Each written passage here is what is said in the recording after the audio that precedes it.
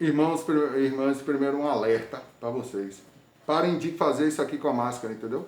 Eu tava andando na rua, um bocado de gente tá fazendo isso. Se você anda normal com a máscara, tá passando na rua, as outras pessoas falam gotículas da saliva da pessoa com coronavírus, vai bater em sua máscara.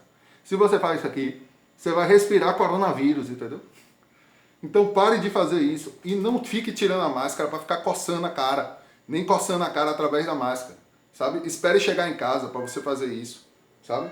É porque é muito importante, várias pessoas não têm usado a máscara corretamente. E hoje é um programa especial porque eu vou falar um pouco sobre o Logos. Uma maneira de entender o próprio Logos, sabe? E aí, primeiramente, é, eu gostaria de falar um pouco sobre a minha iniciação filosófica com relação ao próprio Logos. Então eu abro falando sobre Descartes. Descartes falou, penso logo existo, sabe? E quando eu comecei a fazer os trabalhos da UNA, para fazer os manifestos, estudar e ter a minha própria iniciação, eu entendi que o mais certo é somos um, sou um, logo existo, entende?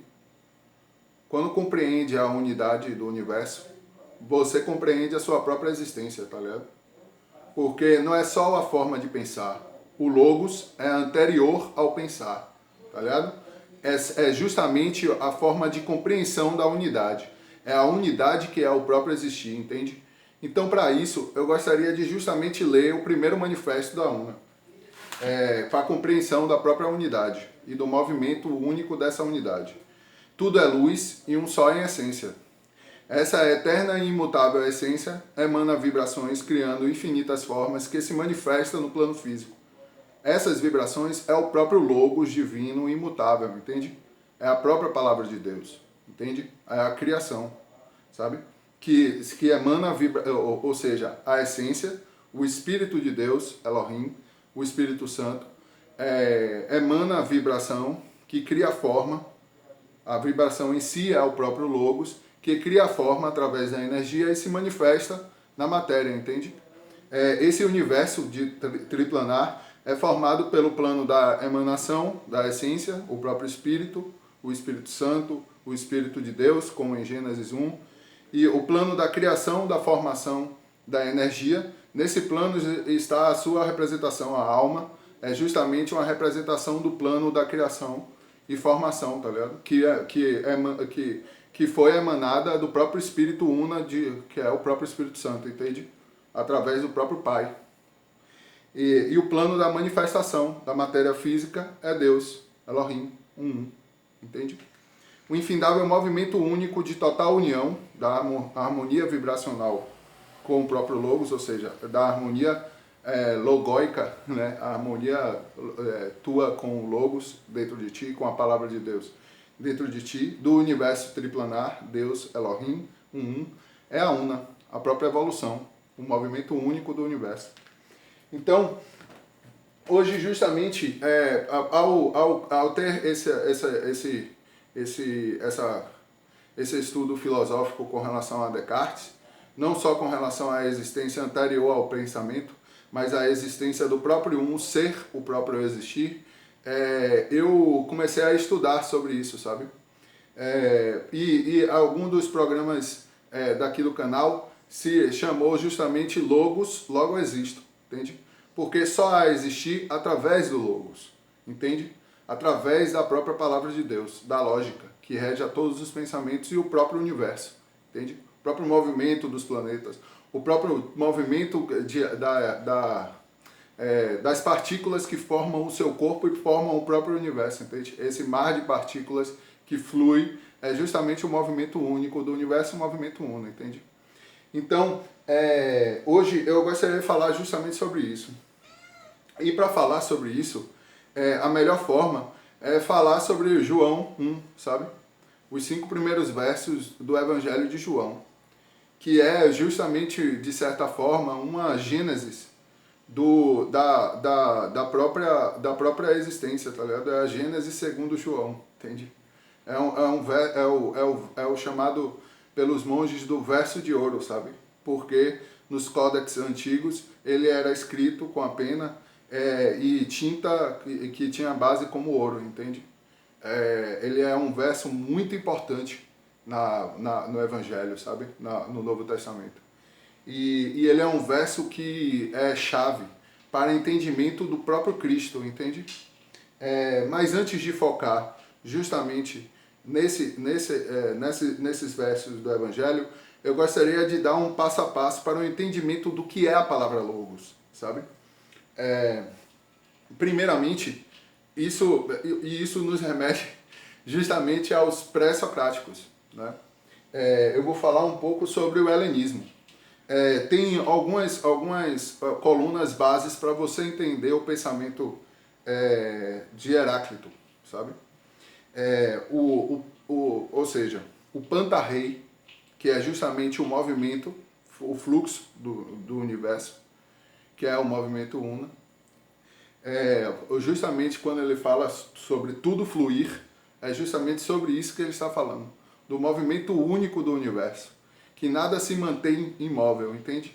E aí a gente volta a, como eu falei em vídeos anteriores, que Krishna define o processo de inação, sabe? É justamente sobre isso do entendimento do sábio, de entender que existe ação na inação, entende? Porque tudo flui a todo momento. E aí é justamente sobre isso que Heráclito está dizendo, sabe?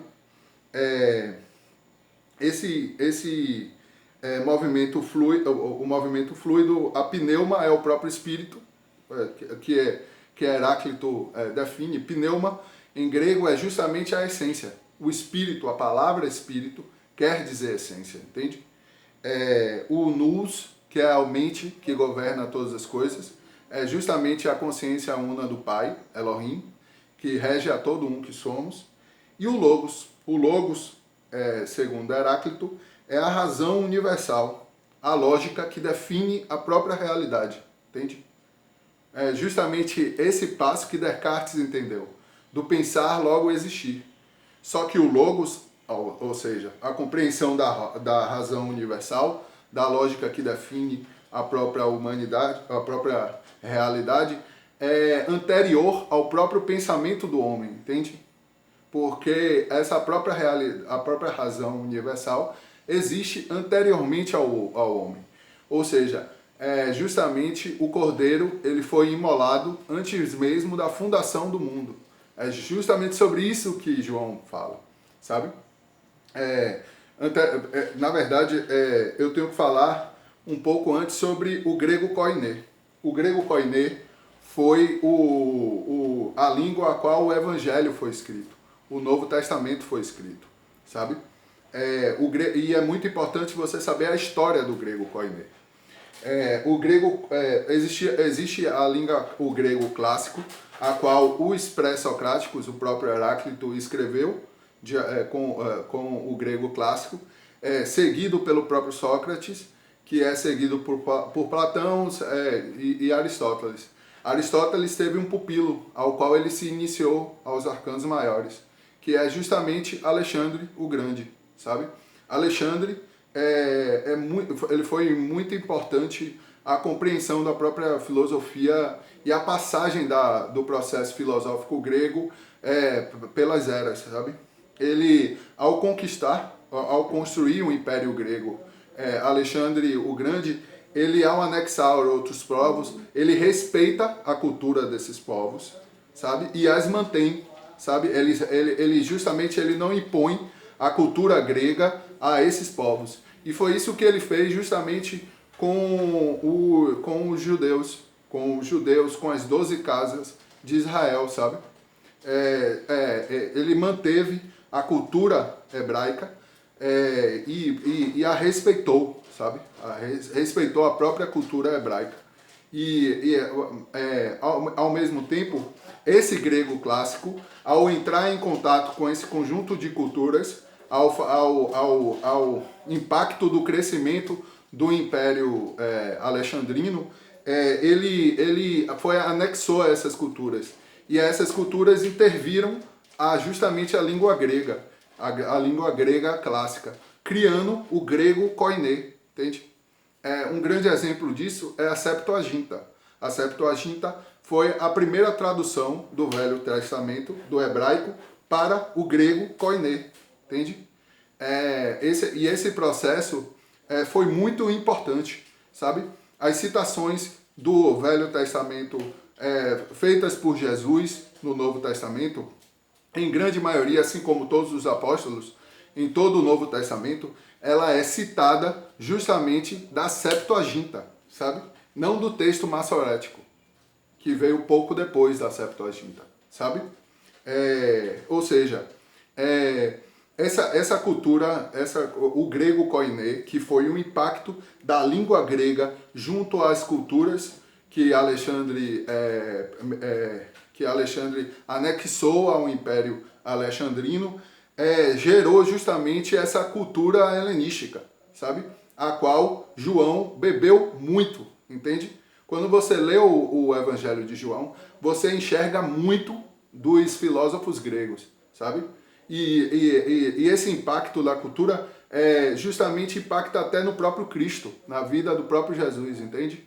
Na compreensão de mundo do próprio Cristo, a qual ele passou, do processo iniciático de Cristo, do processo de justificação, regeneração e iluminação, a qual todos passamos, sabe? Que é justamente a subida na escada de Jacó.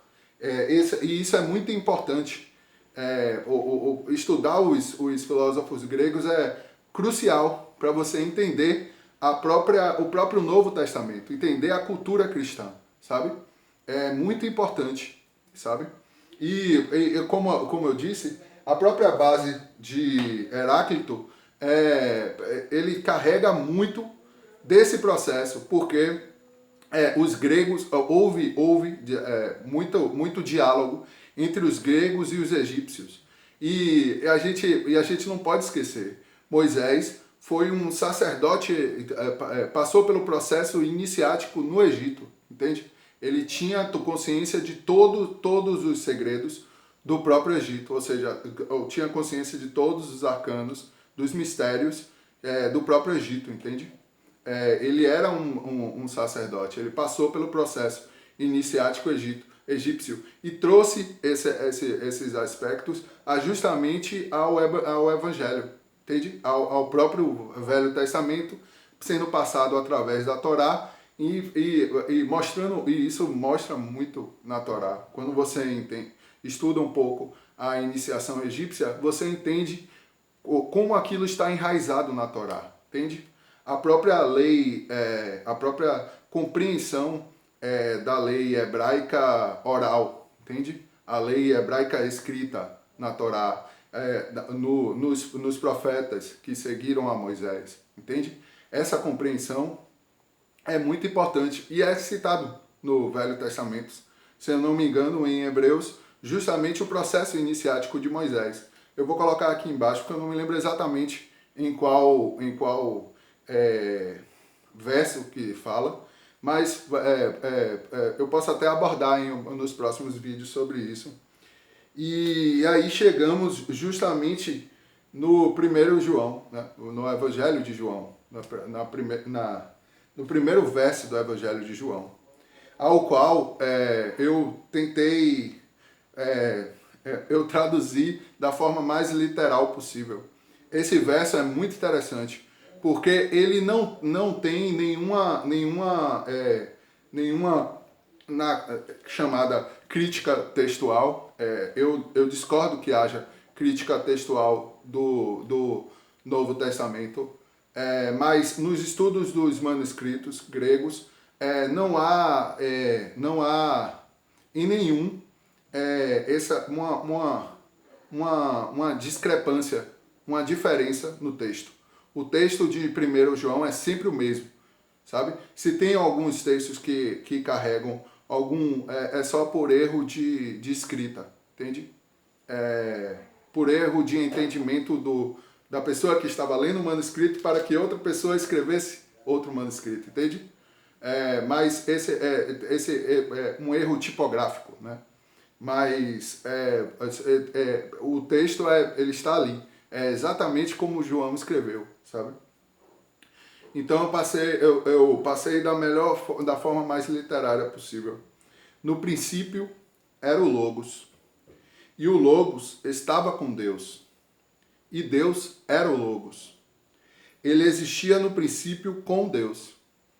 Tudo através dele veio a ser, e sem ele veio a ser nem mesmo um que tem vindo a ser. Em ele vida estava, e a vida era a luz dos humanos, e a luz em a treva brilhava, e a treva não superou. Entende? É justamente da compreensão de que o Logos, o próprio Cristo, Jesus, ou seja, o Cordeiro imolado muito antes da própria criação do mundo, entende?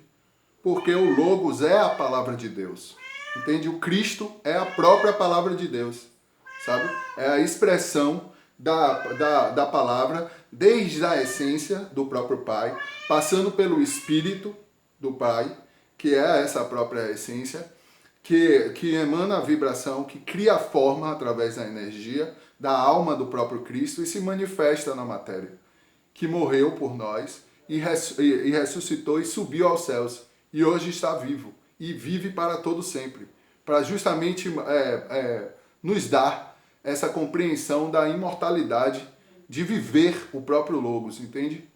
Essa compreensão de conscientemente viver a palavra de Deus e, através dela, viver a imortalidade. Desde antes a própria fundação do mundo até o infinito e eterno do próprio movimento único, una do universo, sabe? É muito importante a compreensão do Logos, entende? É necessária para que você seja salvo. A compreensão de que o próprio Pai, a palavra de Deus, Cristo, Jesus, dentro de ti, te liga ao próprio Pai e te caminha, sabe? Te encaminha. E esse caminho é sempre a vitória una, infinita e eterna e imutável. Porque o Logos é antes mesmo da fundação do mundo. O Cordeiro é imolado antes da fundação do mundo. E essa chave é necessária e crucial para você entender como cristão. Por hoje eu fico por aqui. Te peço para que se inscreva no canal e curta o vídeo se realmente curtiu. Vou abordar o Logos mais, é necessário que se entenda isso. E até mais.